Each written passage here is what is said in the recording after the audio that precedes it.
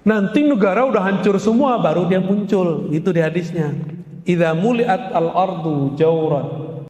Maka al-Imam Al-Mahdi di zaman kita, Pak, bukan zaman nanti. Ini zaman ini nih. Maka Nabi tahu semua kejadian awal ataupun akhir dengan izin Allah Subhanahu wa taala. Al-Mahdi serupa. Maka Al-Mahdi itu sekarang, Pak, kalau beliau sudah ada, kalau loh Pak ya, pasti sudah dikabarkan Allah lewat mimpinya, lewat tidurnya, lewat jaganya. Ilham-ilham yang dia terima, apa yang akan terjadi 3 tahun ke depan, 7 tahun ke depan, 10 tahun ke depan, 13 tahun ke depan, udah dikabari. Sallallahu ala Muhammad sallallahu alaihi wasallam.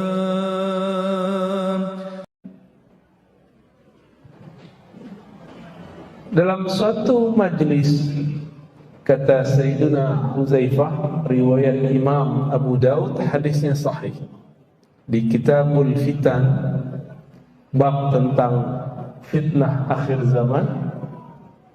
Ini Imam Abu Daud ini imam ketiga dalam strata hadis, Bukhari, Muslim, Abu Daud. Beliau ini meriwayatkan bahwa Sayyidina Huzaifah yang bergelar sir Rasulullah, menjaga sirnya Nabi sallallahu alaihi wasallam. Beliau ini bercerita, qama fina Rasulullah sallallahu alaihi wasallam. Satu kali Nabi berdiri di hadapan kami, bersama kami. Kalau di riwayat Abdullah bin Umar, duduk bersama kami. Berarti ada dua versi, dua waktu yang berlainan. Lalu apa yang Nabi lakukan? Fahaddasa, Nabi menceritakan apa yang terjadi setelah beliau wafat ini sampai akhir zaman. Panjang gak itu, Pak? Panjang itu. Itu lebih dari 1 hari. Di riwayat Imam Bukhari kita menemukan bahwa Nabi SAW berdiri ba'da subuh, berhentinya zuhur, ba'da zuhur lanjut lagi sampai asar, ba'da asar lanjut lagi sampai maghrib, ba'da maghrib lanjut isya, terus sampai besok. Enggak tidur mereka malam hari. Nabi menurunkan ilmu tentang akhir zaman. Maka ilmu akhir zaman itu salah satu salah satu cabang ilmu terpenting di zaman ini. Jadi salah satu pilar ahlu sunnah. Dulu saya berhenti di bab Islam Imam Ihsan. Ternyata di hadis Imam Muslim, Nabi ditanya oleh Jibril, "Matas sa'ah?" Kapan hari kiamat? Dijawab oleh Nabi, yang ditanya tidak lebih tahu daripada yang bertanya. Terus orang itu bertanya lagi, yaitu Sayyidina Jibril, "Akhbirni an amaratiha." Kabarkan aku mengenai amarat. Apa arti amarat? Alamatnya. Wah, panas sekali, Pak.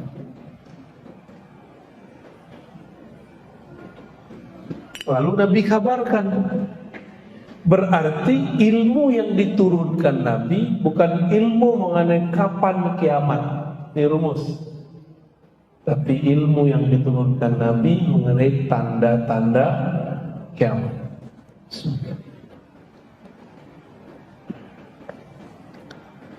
Ya, lupa. Kita baca Al-Fatihah dulu ya. Supaya Allah membuka hati kalbu kita, mari kita baca surah Al-Fatihah. Bismillahirrahmanirrahim.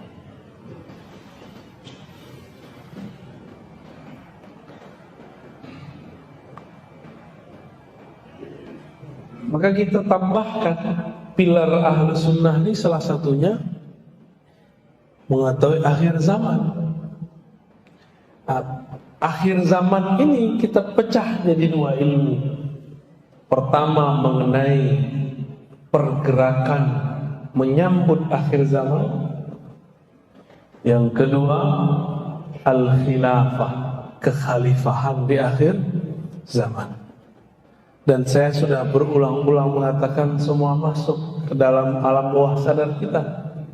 Dalam hadis Nabi beliau bersabda, "Summa yakunu khilafah ala minhajin nubuwah." Lalu nanti akan muncul kekhalifahan yang sesuai dengan manhaj kenabian. Manhaj itu metodologi atau jalan. Nabi itu bagaimana cara beliau menggali ilmu, bukan belajar di kampus, bukan belajar di pesantren, tapi langsung dibimbing oleh Allah Subhanahu wa ta'ala. Bukan sekedar lewat mimpi, tapi dalam keadaan jaga pun Allah bimbing. Suatu kali datanglah Abu Darda kepada baginda Nabi sallallahu alaihi wasallam. Apa kata Abu Darda? "Wahai Rasulullah, mata ta'tadri annaka nabi?" Kapan engkau tahu bahwa engkau ini nabi? Wali bisa digituin enggak, Pak? Bisa. Apa jawaban Nabi? Nih coba lihat, Nabi itu sudah kenal dengan dirinya di saat orang-orang, anak-anak masih main. Apa kata beliau? Aku tahu bahwa aku seorang Nabi, sadar penuh di saat kami sedang bermain-main, kira-kira umur 5 tahun, 6 tahun atau 7 tahun. Tidak disebutkan dalam hadis itu. Tiba-tiba turun ada makhluk bersayap 2 orang dari langit. Yang satu bertanya kepada yang kedua, "Hei, emang itu orangnya?" Huwa-huwa kalau bahasa Arabnya. Huwa-huwa. Kata yang satu lagi, "Na'am, huwa." Dia orangnya. Ya udah, langsung yang pertama terbang menangkap Nabi, lalu Nabi kemudian dia pangku, dibelahlah dari sini sampai ke dadanya.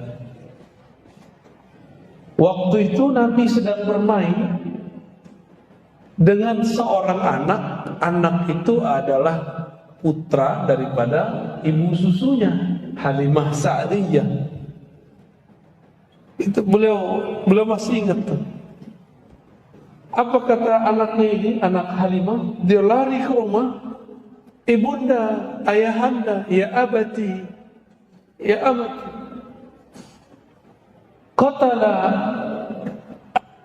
Qutila Muhammadun." Ya, Muhammad terbunuh. Orang membunuh Muhammad. Kenapa? Dia menyaksikan dada Nabi Muhammad dibelah. Ketika ayahanda dari anak ini dan ibundanya datang, Nabi Muhammad udah main pasir lagi, Pak. Udah main-main lagi. Anak kecil gimana? Anak kecil biasa kan, anak kecil main pasir, main guling-guling. Suka-suka Nabi lah. Di saat itu anak-anak masih anak-anak, bahkan orang tua pun tidak sadar mereka ini siapa. Baginda Nabi Muhammad SAW sudah sadar bahwa dia seorang Nabi Sallallahu Alaihi Wasallam. Jadi beliau diangkat jadi Nabi bukan umur 25, tapi sudah sebelum lahir sudah diangkat, Pak. Ya. Ini bagian ilmu akhir zaman. Nabi mengatakan, di akhir zaman nanti yang akan jadi khalifah itu siapa? Orang yang ismuhu yuwati usmi, yang namanya berkesesuaian dengan namaku. Nama dalam bahasa Arab, ismun, beda dengan nama dalam bahasa Indonesia. Nama dalam bahasa Indonesia udah nama aja, Ustadz Alnof, wah gitu aja kan. Yang ngasih siapa? Orang tuanya. Bisa telat nggak orang ngasih nama anak? Ya, berarti ada masa anak itu nggak punya nama, ada kan? Nama jasad itu Pak. Ada nggak orang yang ganti nama? Ada. Mungkin bapak-bapak ini dulu, karena zaman-zaman SD dulu belum jelas dukcapilnya, bisa 3 kali ganti nama. Sebelum masuk SD namanya apa, pertengahan SD namanya apa, akhir namanya berubah lagi. Karena sudah jadi nama ijazah nggak bisa berubah, bisa 3 kali ganti nama. Benar ya?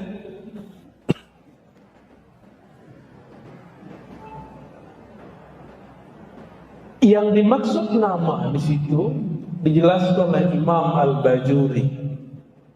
Imam Al-Bajuri ini bukan Bajai Bajuri Pak. Bajuri ini ulama Mesir, Syekh Ibrahim Al-Bajuri Al-Misri ya. Kita punya sanad ke beliau terpendek itu dari jalur murid-murid Sayyid Muhammad Alawi Al-Maliki dan Syekh Yasin Al-Fadani. Punya murid umurnya ratusan tahun, namanya Al-Aquri. Al-Aquri langsung belajar kepada Ibrahim Al-Bajuri.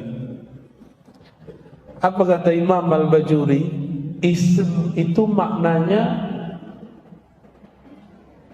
tanda, al-alam, awil wasam, wal-sumu, al-ulum. Tanda-tanda dan ketinggian ilmu ataupun derajat.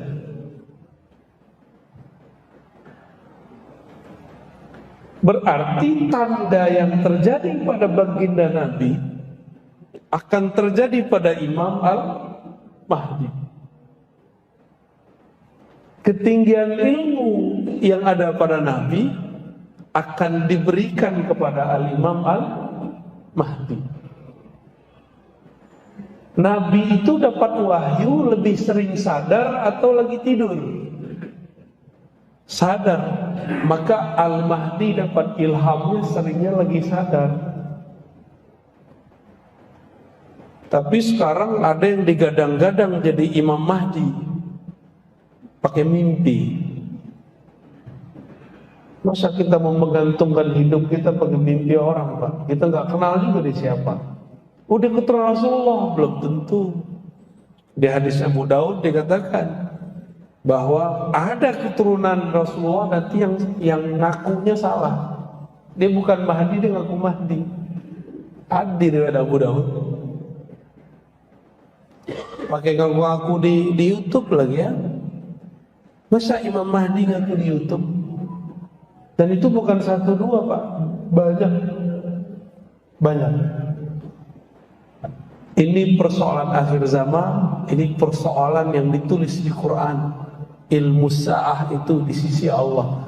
Maka jangan main-main, jangan gantungkan nasib kita akhir zaman lewat mimpi seseorang yang kita nggak kenal, yang kita nggak tahu dia siapa. Ilmu apa yang ada pada diri Nabi? Nabi itu menjadi Nabi karena apa? Karena dia seorang insinyur, enggak kan?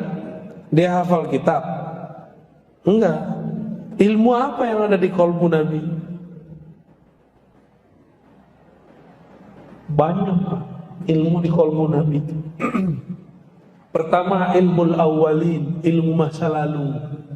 Jadi Nabi bisa cerita tentang masa lalu. Yang kedua, ilmu akhirin, ilmu masa depan. Ini Allah yang mengajarkan semua. Bukan berarti Nabi tahu alam gaib. Nabi dikasih tahu. Ilmu apa lagi? Banyak. Ini baru beberapa. Kemarin ada yang nanya di kapan ya? Toha Yasin itu nama Rasul bukan? Iya. Toha Yasin. Tapi Toha Yasin itu Pak, itu ada di sir kolbunya Rasulullah Sallallahu Alaihi Wasallam. Berarti Quran itu sirnya Rasulullah Sallallahu Alaihi Wasallam. Maka kepada orang-orang yang menghikmahkan dirinya menghafalkan Quran, jangan berhenti pada hafalan, lanjutkan pada pemahaman. Ya. Nah, ini tentang Imam Al-Mahdi, dan ada yang penting di situ. Kata Al-Mahdi artinya diberi petunjuk. Benar. Yang diguiden oleh Allah Subhanahu wa ta'ala. Nabi tadi umur berapa? Dibedah 5, 6 atau 7 ya, wallahu a'lam mana yang tepat.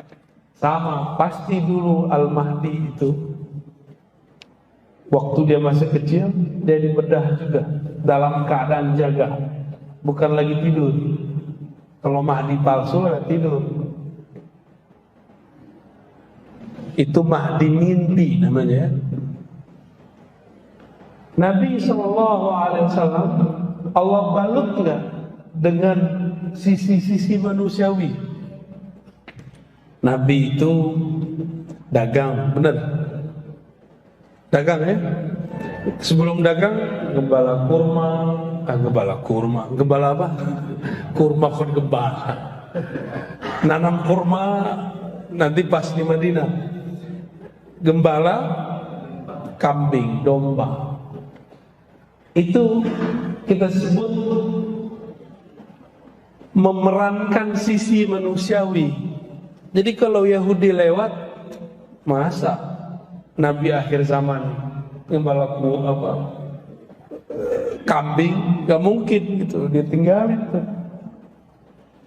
Satu kali setelah beliau agak remaja, dibawalah oleh Abu Thalib. Kemana dibawa? Ke negeri Syam berdagang. Tapi di perjalanan ke Syam ada seorang pendeta rahib yang masih meyakini Allah itu Esa, Nabi Isa itu Nabiullah, Ruhullah, bukan anak Allah. Namanya Bukhairah. Bukhairah ini hafal kitab suci Taurat dan Injil, dan dia yang khusus dihafalkan ciri-ciri Nabi akhir zaman. Ciri-ciri Nabi akhir zaman. Salah satu yang dia hafal, bahwa seorang Nabi akhir zaman kemanapun dia ada awan di atasnya sehingga dia tidak berbayang. Jadi Nabi itu gak ada bayang-bayangnya kalau di bawah sinar matahari. Kenapa? Ada awan di atas.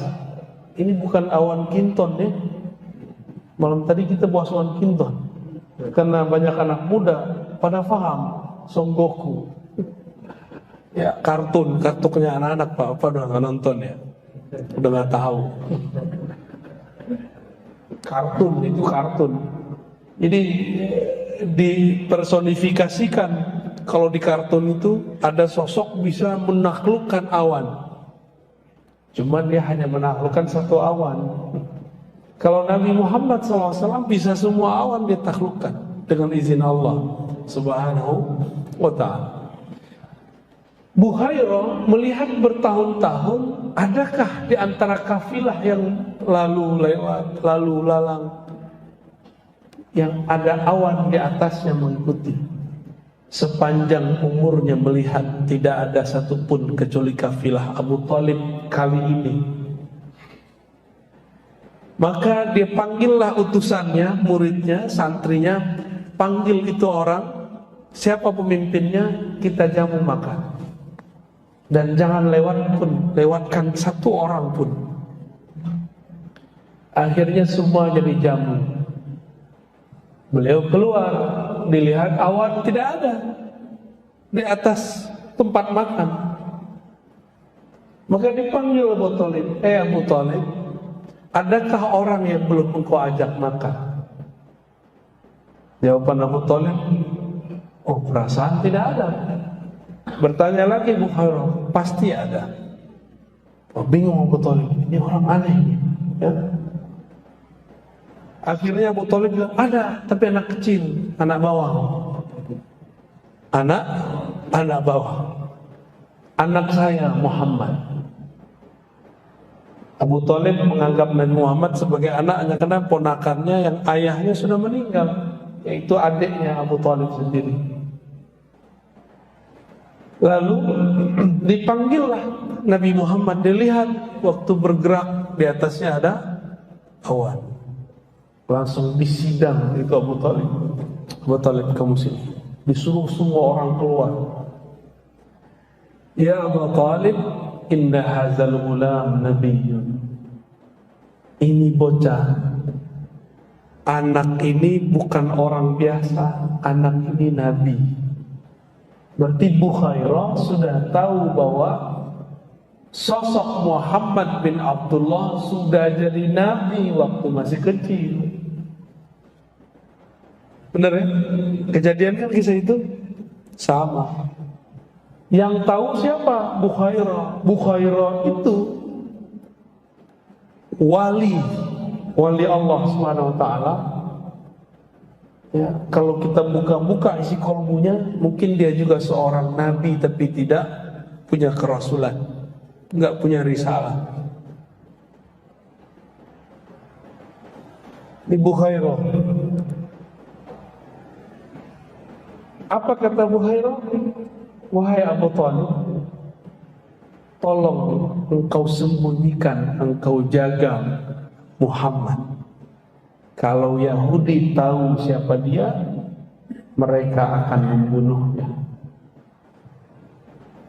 Maka Abu Thalib membungkus Nabi Muhammad dengan peran-peran manusia biasa seperti orang Arab biasa, sehingga tidak ketara kalau ini orang spesial. Cuma kalau mendekat kepada beliau spesial. Jadi waktu beliau di Garai Al-Amin, beliau sudah nabi belum? Sudah, karena belum lahir sudah diangkat jadi nabi.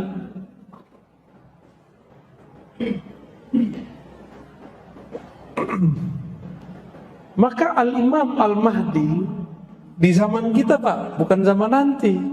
Ini zaman ini. Al-Imam Al-Mahdi itu akan mengalami hal yang sama. Dia akan dipoles oleh Allah dengan sifat-sifat manusiawi yang kira-kira orang kalau melihat ini gak nyangka kalau dia seorang wali. Benarlah kata Imam Ibn Athaillah As-Sakandari, ya. Kata beliau, subhana man satara khususiyatahu bizawahir al-bashariyah. Maha hebat Allah yang menyembunyikan keistimewaan-keistimewaannya dalam peran manusia biasa. Jadi nggak ketahuan kalau ini dia seorang wali. Seperti Nabi dulu diperankan seperti seorang biasa, orang Arab biasa, pemuda biasa. Nggak ada tuh Nabi keluar-keluar, saya Nabi loh, saya Nabi loh, gitu. Sampai ada perintah. Kayak seperti sekarang, ada yang datang ke saya, aku loh Al-Mahdi. Ada yang datang, Pak. Cuma karena jidatnya agak lebar dikit, hidungnya agak mancung dikit. Ustaz Allah masuk atau jidatnya lebar? Ada juga yang lewat YouTube. Ada yang lewat YouTube ngaku bahwa dia Mahdi tapi belum imam. Ini kalau asli dibunuh Yahudi nggak? Dibunuh, Pak. Dibunuh pasti kalau asli itu. Jadi kita nggak usah buru-buru, ini ilmu rahasia. Hanya orang-orang yang mengerti ilmu rahasia yang mengenal. Seperti Bukhairah bertahun-tahun menunggu, akhirnya ketemu. Ya. Berarti Abu Thalib mengerti nggak Muhammad bin Abdullah adalah seorang nabi? Ngerti dia. Cuma akhir hayatnya disebutkan dalam Sahih Bukhari tidak sempat melafazkan. Cuma di batinnya dia ingkar nggak? Dia nggak pernah ingkar. Oleh karena itu ulama berbeda pendapat mengenai status meninggal beliau. Apakah meninggal kafir atau mukmin? Ya.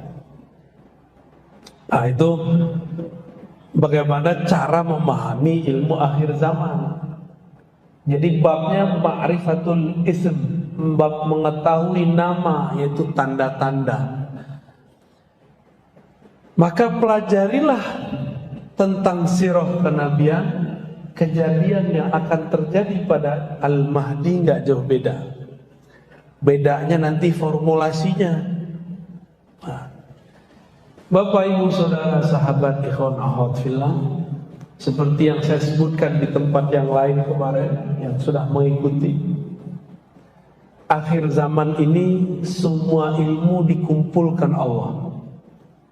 Bahkan dalam handphone yang kecil yang kita sebut smartphone, itu semua ilmu ada nggak di situ? Ilmu hadis ada nggak? Ilmu tafsir? Ilmu apa lagi? Tasawuf ada apa di situ? Karena semua ilmu sudah ada di benda kecil itu. Bahkan lebih ajaib daripada Nabi Sulaiman. Lapar tinggal datang duit datang. Ya, nggak perlu manggil angin, pencet, datang taksi. Sakti ya tuh. Itu Nabi Sulaiman kalau datang Pak, tongkatnya nganggur itu, cincinnya nganggur, taruhannya tuh.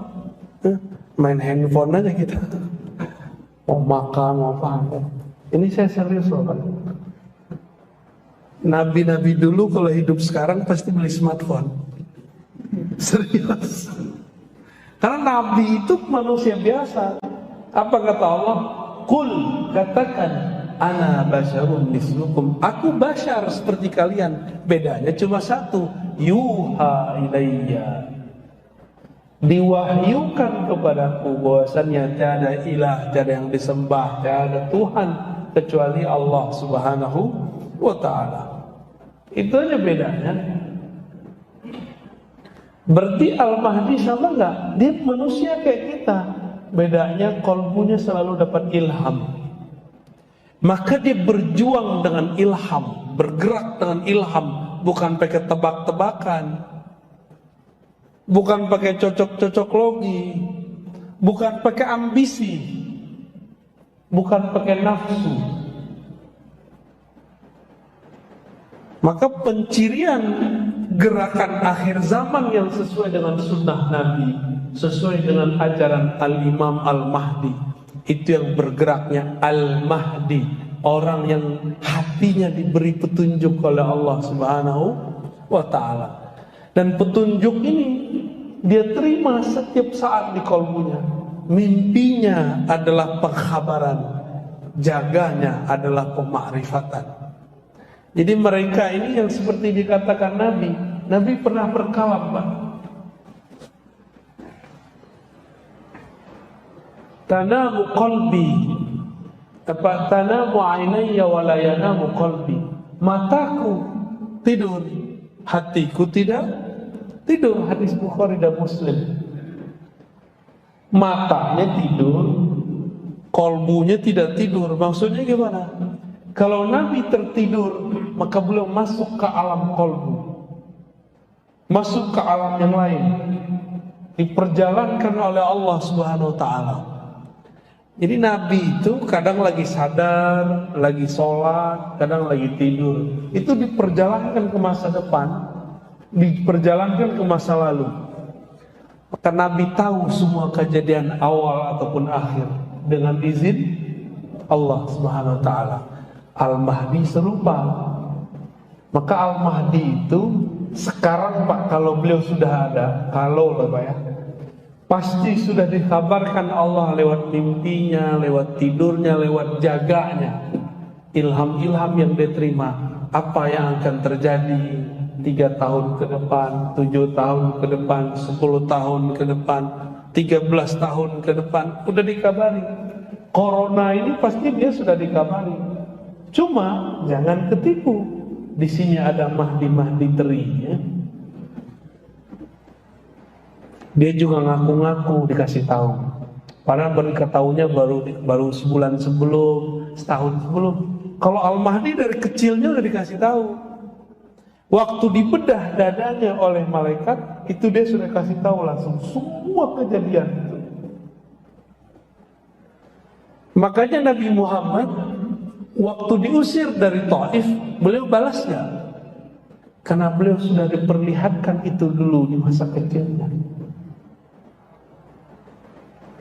Waktu beliau SAW pergi ke Mekah, ditahan di Hudaybiyah, cuma 10 atau 15 kilo lagi masuk Mekah, ditahan. Beliau berontak nggak? Enggak, karena beliau sudah diperlihatkan oleh Allah Subhanahu wa Ta'ala. Maka gerakan Al-Mahdi itu bukan gelosok-gelosok, bukan gerakan emosional, gerakannya penuh ketenangan, santai, tapi ada kemantapan dalam keyakinan, kuat dalam mental. Manggon mental kuat aja udah susah orang hari ini. Ya, tanyanya para ustadz itu takutnya bukan sama istri, Pak, sama jamaah. Cuma kalau ketemu canda-candanya takut sama istri, mau jadi wali, takut sama istri, itu candanya ustadz tuh. Tapi takutnya para dai itu sama jamaahnya. Takut apa? Takut ditinggal jamaah. Itu mental ustadz tuh harus dibanting gitu. Yang harus takut jamaah sama ustadz atau ustadz sama jamaah? Jamaah yang takut ditinggal ustadznya, jangan ustadz takut ditinggal jamaahnya. Salat suruhnya ntar aja Pak ya. Ngaji lebih afdol atau salat suruh? Serius? Wah, antum lolos. Ngaji satu bab sama dengan sholat 100 rakaat atau 1000 rakaat. Cuma orang nggak ngerti, dia kejar tuh yang 2 rakaat. Ya. Antum nggak sholat suruh pun habis ini nggak apa-apa Pak. Udah sama kayak 100 rakaat. Udah sama kayak 1000 rakaat. Maka jangan heran nih para ustadz kadang-kadang kalau udah selesai suruh dia langsung pergi. Karena keberkahan 1100 rakaat udah di tangannya. Kok bisa? Sholat 2 rakaat pasti ikhlas nggak? Bisa riya? Bisa riya. Tapi antum kalau ngaji pasti sahih qalbunya. Dari tadi sadar nggak kakinya kesemutan? Nggak kesemutan, hebat nggak tuh? Coba wiridan zikir, kita kasih wirid 500 aja. Baru satu putar tasbih, lama amat ini. Emang nggak ada zikir lebih gampang, enggak? Tapi kalau ngaji Pak nggak ada, tahu-tahu udah syuruk ya.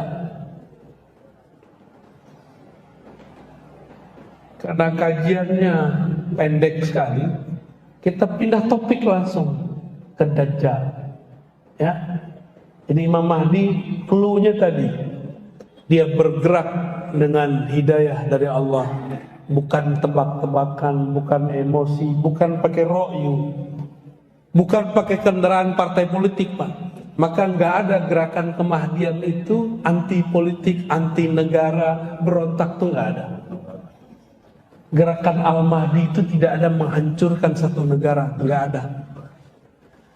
Nanti negara udah hancur semua baru dia muncul, itu di hadisnya. Idza muliat al-ardu jawran. Kalau bumi sudah dipenuhi oleh jawran wa zulman, kezoliman, sehingga negara hanya tinggal namanya, batas-batasnya sudah tiada. Di saat itulah Allah izinkan Al-Mahdi muncul. Berarti lewat berontak gak? Maka sekarang jika ada pergerakan memberontak kepada negaranya, itu bukan panji-panji Imam Mahdi. Walaupun di situ ada tentara 313. Itu cuma nama 313. Ya, paham maksudnya? Udah mulai paham? Ya. Dia sebut tentaranya 313, tapi dia berontak kepada negara yang sah. Walaupun kita pro sama kelompok ini, tapi itu bukan gerakan Al-Mahdiyin. Kenapa? Gerakan Al-Mahdiyin tidak pernah berontak. Nabi pernah berontak gak di waktu di Makkah? Nabi waktu di Madinah pernah menghancurkan Mekah gak? Dihadang, dilarang masuk Mekah, itu pun Nabi ngalah. Maka gerakan Al-Mahdi itu banyak ngalahnya. Sampai datang saatnya terjadilah Futuh Makkah. Dibuka Makkah tanpa perang. Disitulah nanti terjadi Bai'at Kubra, bai'at besar-besaran. Gak tahu tahun kapan Pak, tapi Imam Mahdian sudah dikasih tanggal, sudah dikasih tahun sama dia. Ada yang ngasih 28, ada yang ngasih 27. Ya salah. Itu nggak sah, itu batil semua tuh. Ini Allah sudah rahasiakan, masa kita klik-klik gitu ya? Serahkan rahasia itu kepada Allah.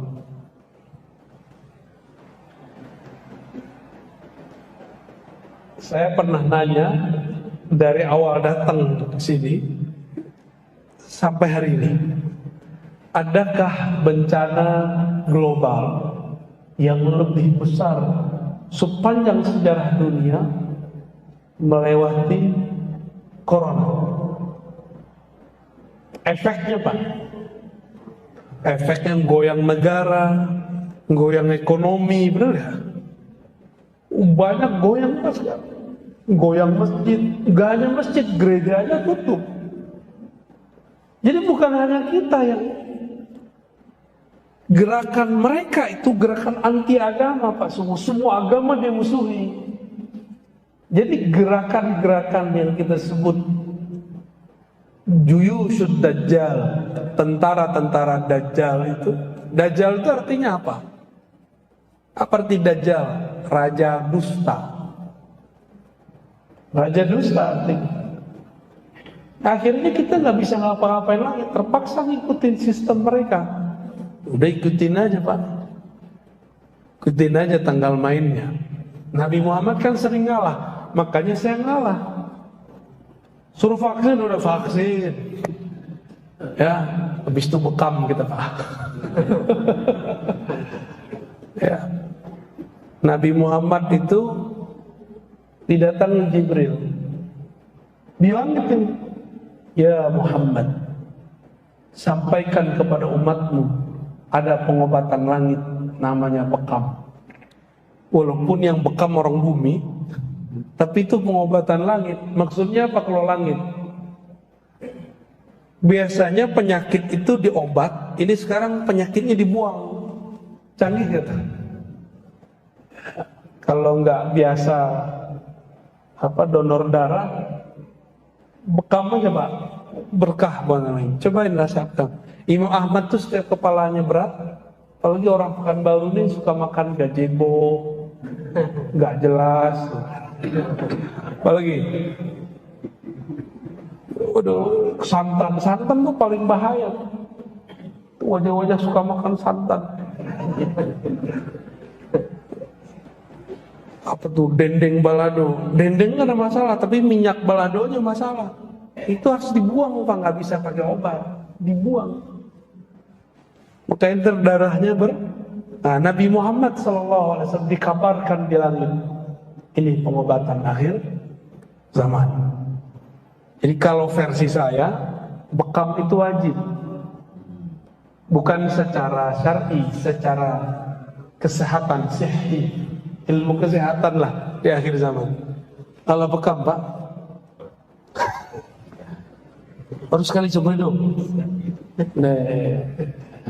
40 hari sekali kira-kira ya. Tapi kalau udah numpuk 40 tahun, 60 tahun, itu bisa sekali seminggu itu Pak, sampai bersih itu. Baik. Jadi Al-Imam Al-Mahdi pergerakannya sabar, ya. Banyak sabarnya Pak. Sabar. Innallaha ma'as-sabirin. Allah bersama orang sabar. Berarti kalau dibalik, Allah tidak merestui, tidak membersamai orang yang tidak sabar. Walaupun dia bawa takbir, walaupun dia pakai pakaian-pakaian Islami, kata dia, tapi tidak sabar, Allah tidak bersama mereka. Ya. Lalu bagaimana dengan Dajjal ini? Dajjal itu nama kecilnya sama dengan Nabi Musa. Nisbatnya Samiri. Dia anak daripada hasil ritual setan ayah dan ibunya, dan itu tertulis dalam kitab, riwayatnya sahih. Ayahnya Samiri ini, mohon maaf, dan ibunya udah sekian datang ke dokter, ke dukun, gak punya anak. Datanglah ke dukun yang paling sakti, yang bisa mengakses Azazil iblis. Ternyata itu dukun iblis yang nyamar. Sampai sekarang iblis bisa nyamar, Pak. Bisa nyamar. Bisa nyamar jadi orang, bisa meminjam lidah orang. Apa kata si dukun? Kalau engkau pengen punya anak, maka lakukanlah, mohon maaf, hubungan suami istri di kuil berhala. Jadi ada dulu kuil, di situ berhala semua, tapi sudah nggak ada orang yang berkunjung. Maka datanglah dia suami istri ke sana. Karena malu setiap hari ditanya, kapan kau punya anak? Hah? Mandul. Perempuan digituin, stres gak? Ditanyain kapan kau punya anak, udah stres. Apalagi dibilangin mandul. Ayolah bang, carilah dukun bang. Dapatlah dukun setan.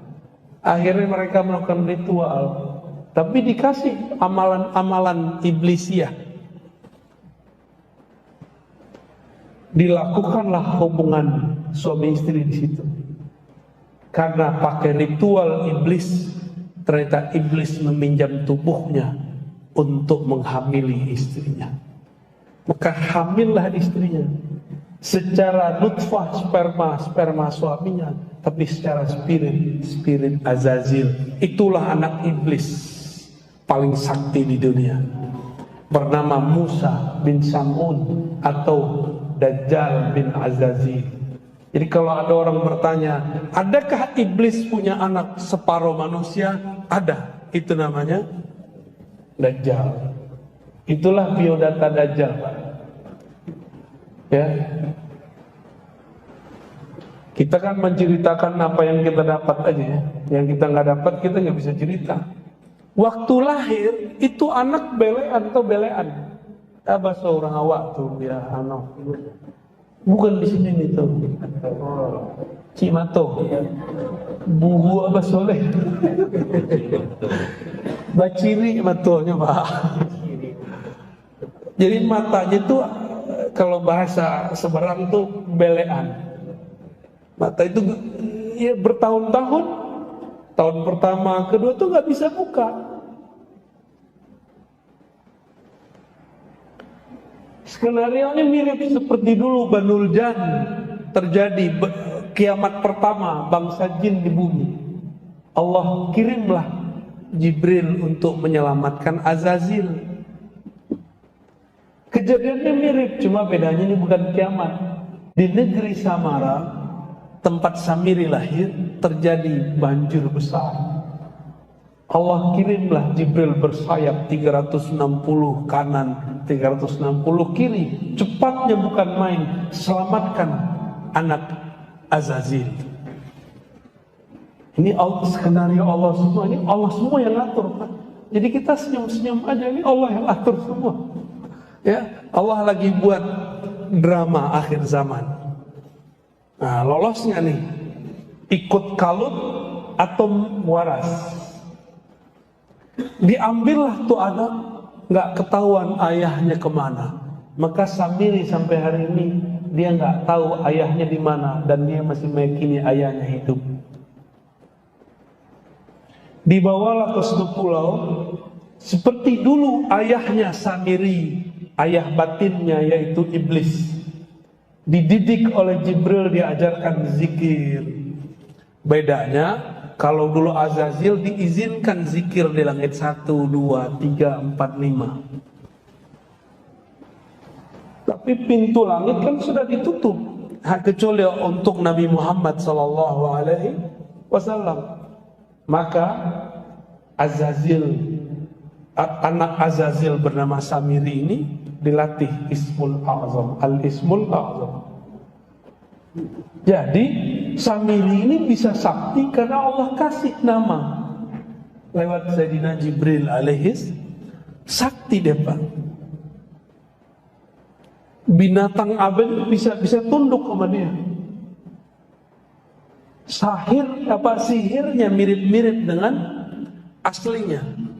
Maka dialah rajanya Sahara, ya, orang-orang ahli sihir itu dia rajanya. Ini kok kayak asik didongengin Pak.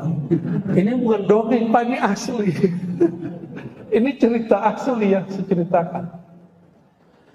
Setelah bertahun-tahun, kira-kira umur 7, 8, 9, 10, kita tidak bisa memastikan di riwayat itu, barulah si Samiri matanya kebuka bagian kiri. Yang kanan sampai sekarang until now masih baci, masih ada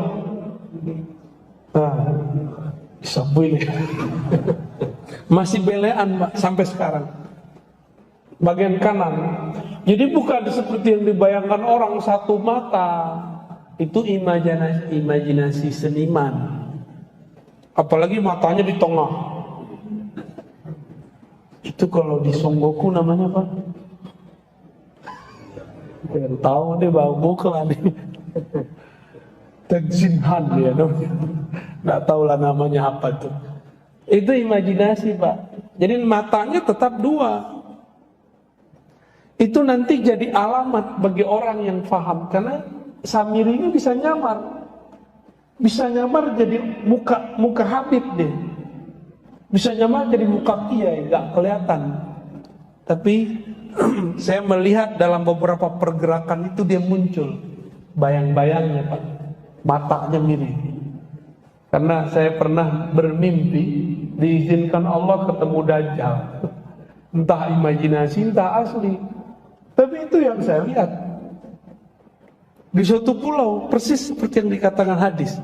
Mungkin karena kita baca hadis, cinta kepada Nabi, tasdik kepada Rasul, Allah perjalanankan secara rohani ke tempat itu. Jadi diizinkan Allah pas saya ngeliat, tapi dalam mimpi. Itu masalahnya begitu, Bapak nggak usah percaya amat mimpi saya. Cuma bagi saya cukup ini kabar dari Allah Subhanahu wa Ta'ala. Karena ada hadis la tabqa minal mubasyarat, kabar gembira. Coba kabar gembira nggak boleh dijadikan sandaran. Tidak tersisa di akhir zaman kecuali mimpi yang baik. Ini mimpi ketemu Nabi-nya belum ya? Ketemu Dajjal, pengikut Dajjal antum ntar. Mimpi ketemu Nabi dulu, banyak-banyakin dulu sholawatnya ya.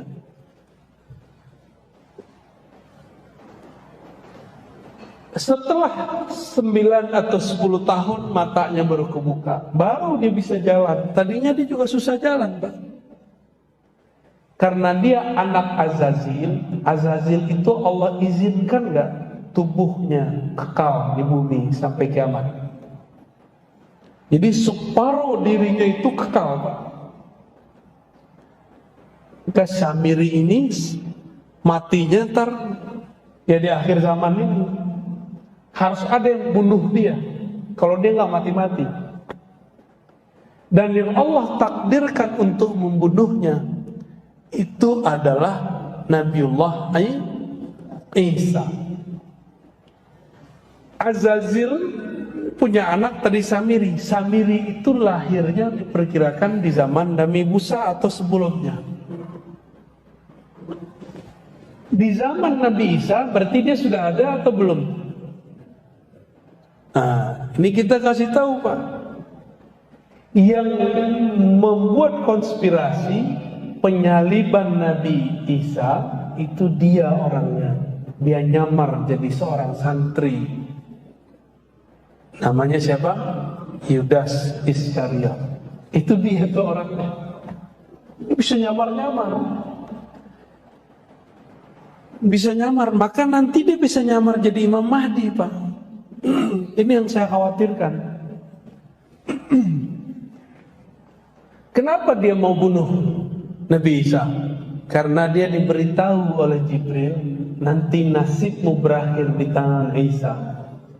Maka dia ingin merubah takdir. Gimana cara merubah takdir? Jadi usaha merubah takdir itu sudah pernah dilakukan oleh iblis dulu, gak berhasil. Anaknya coba. Ketika Nabi Isa hendak disalib, Allah selamatkan gak? Nah, dibuat skenario lain. Kan Allah yang buat dramanya, Allah lah sutradaranya, Allah yang nyusun skenarionya. Suka-suka Allah dong. Tiba-tiba Allah utus siapa untuk menyelamatkan Nabi Isa. Tapi kan gak disebutkan di riwayat siapa yang menyelamatkan Nabi Isa. Itu rahasia. Siapa sebenarnya yang menyelamatkan Nabi Isa? Lalu kemudian Nabi Isa naik ke langit gak? Pintu ke langit di bumi cuma satu, Pak. Baitul Maqdis. Bukan Baitul Maqdis tempat Pak Peri kemarin. Di mana itu namanya itu? Pasar Tumpah. Tapi bukan di situ. Itu gak bisa naik ke langit di situ.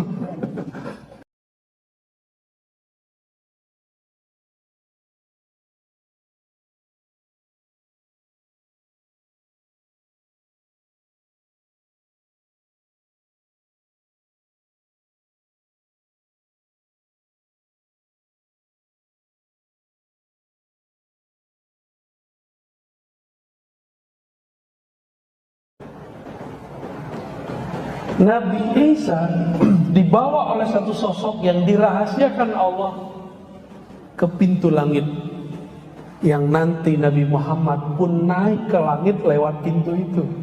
Itu yang disebut Qubbatus Sakhra.